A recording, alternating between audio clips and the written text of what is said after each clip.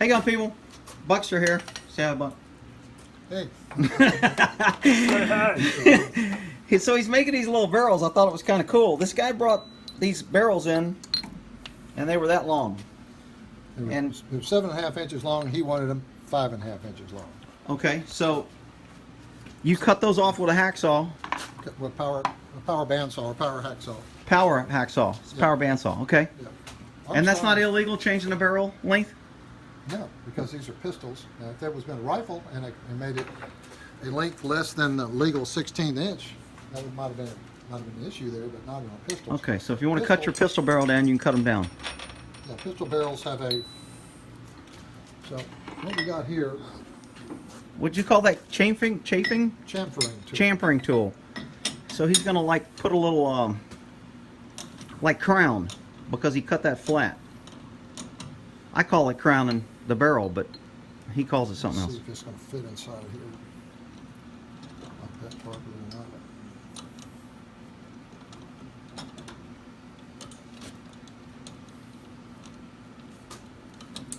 That's so you can twist.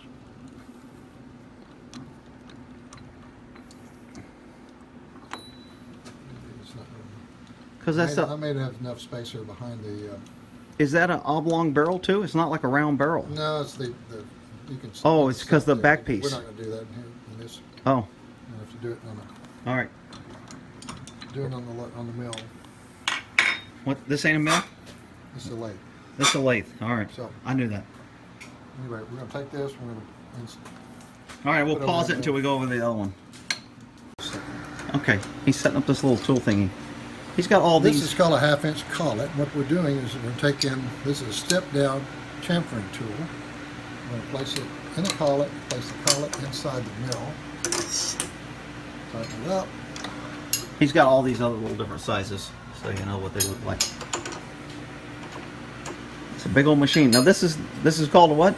This is called a Bridgeport mill. Oh, mill. Okay.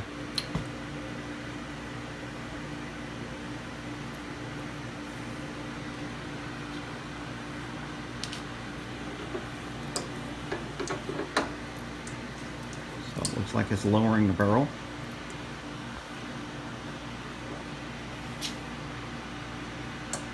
You can tell it's straight. Well, I'm not through yet. I'm just getting right close. Okay, so we got his little, he's got to make sure it's level. What's that called, Buckster? A Starrett angle meter. Okay. Or the instrument that they measure des angles in French and Spanish. So he guessed it. He didn't have to move it. It was freaking right. But anyway. He's the luckiest dude I know. Anyway, he says he's good, but he's lucky. Anyway,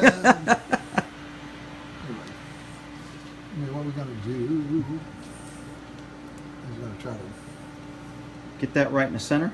eyeball that in the center.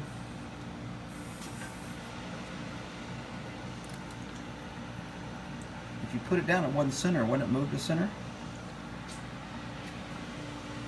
It's going to start cutting as soon as I get it low enough. Put a little bit of Oils to what? lubricant on there to keep the tool lubed. Okay. This thing spins kind of slow, don't it?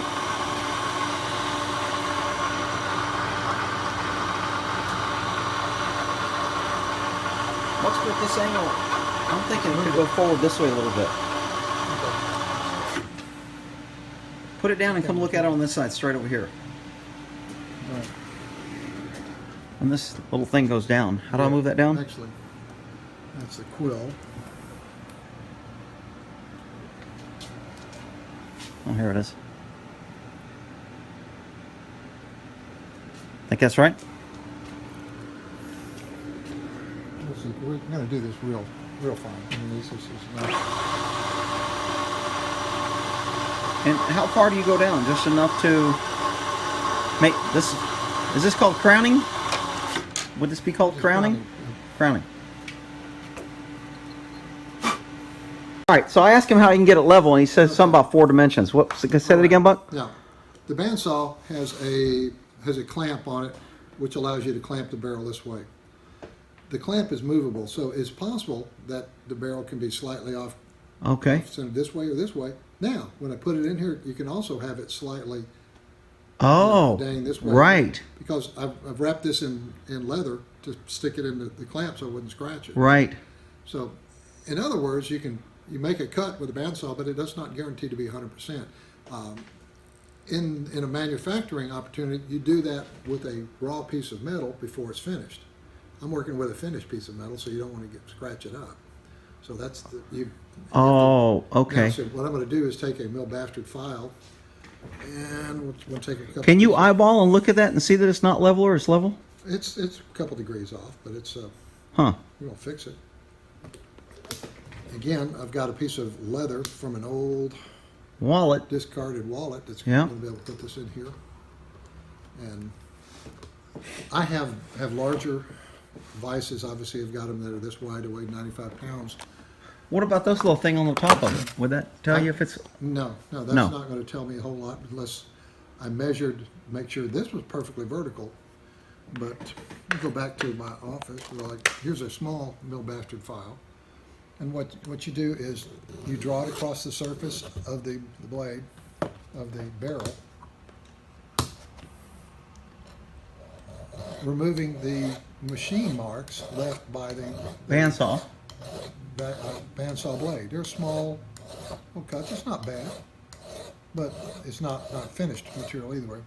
And you go through this and you take off approximately 0.00003 Oh my goodness. inches Buster. inches per pass.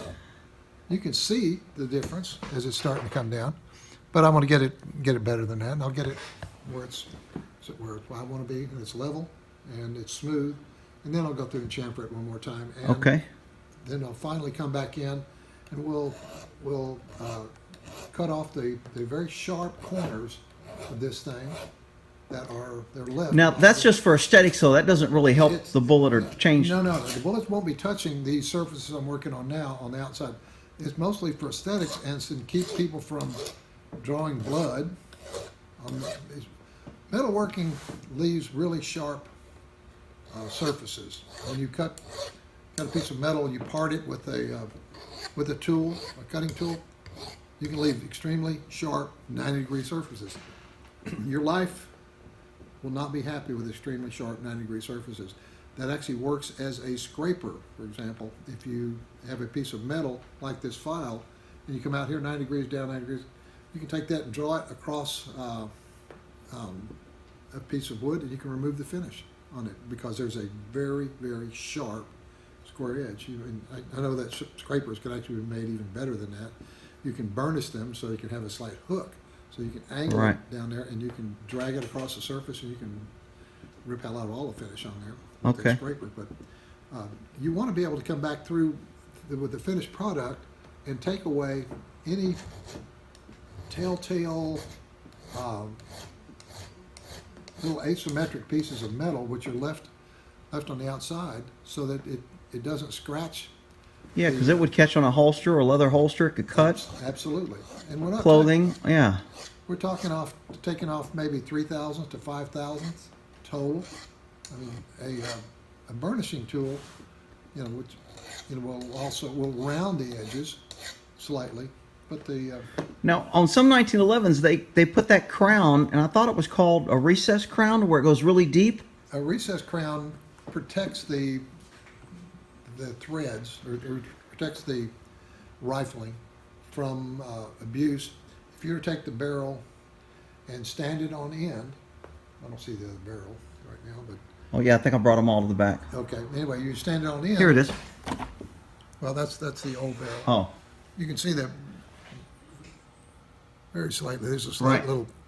little crown. yeah. There's not a here. deep crown in there at all, but It's not deep, but it protects the rifling because the rifling stops at the bottom of that little bevel. So if I stand the barrel on end, it's not touching the rifling. the rifling is not touched.